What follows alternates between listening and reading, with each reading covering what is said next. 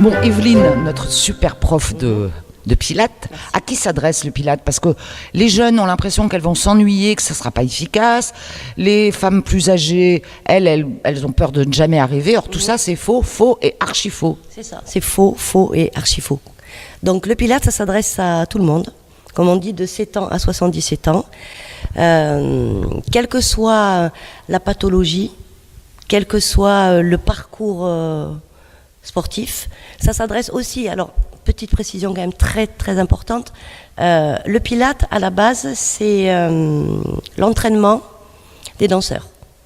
Il y a des sportifs de haut niveau qui en parallèle de leur entraînement quotidien pratiquent le Pilates aussi, il y a des kinés qui pratiquent le Pilates aussi, et sinon bon, c'est tout public, y compris les personnes qui peuvent avoir un problème de cervical, un problème de lombaire, un problème de genou, peu importe.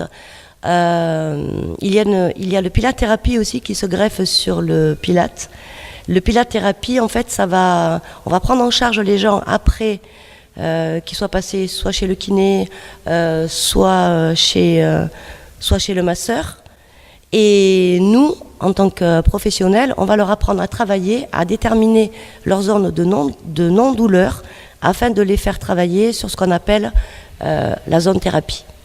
Donc ça veut dire par exemple quelqu'un qui va avoir mal au dos au-delà d'une certaine flexion, on va l'installer sur l'amplitude à laquelle il n'aura pas encore de douleur et on va le faire travailler sur cette zone et progressivement au fil des séances de Pilates il va retrouver un petit peu plus d'amplitude et plus de fluidité. Donc ça c'est très important à préciser. Donc c'est accessible à tout le monde. On a l'impression quand même que les hommes ne sont pas très très motivés pour ces cours de Pilates. Non, à part les danseurs et les sportifs de haut niveau, parce que c'est une discipline qui malgré quand on la regarde en tant que spectateur, ça paraît facile, mais c'est extrêmement difficile. Oui, c'est un apprentissage. Et en plus, vous, les profs de Pilates, vous vous adaptez à chaque personne finalement. Exactement, oui. Alors l'idéal c'est d'avoir des cours avec des groupes débutants, confirmés, etc. Mais dans 80% des cas, nous avons des cours de 5-6 personnes, tout public. Et donc là, c'est à moi, en l'occurrence, je prends en charge mon groupe. Parce que dans les mouvements Pilates, il y a 17 mouvements de base. Mais il faut savoir que chaque mouvement peut être...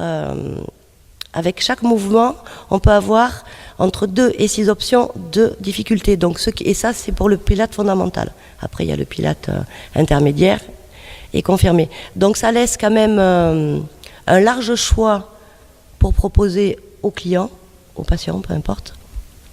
Et donc d'adapter un cours collectif avec des personnes de niveaux différents, y compris des personnes qui peuvent avoir des pathologies. Nous, avec le Pilates thérapie, on peut, ou le Pilates fondamental aussi, et les options de difficulté que l'on peut coller sur chaque mouvement, on peut satisfaire tout le monde.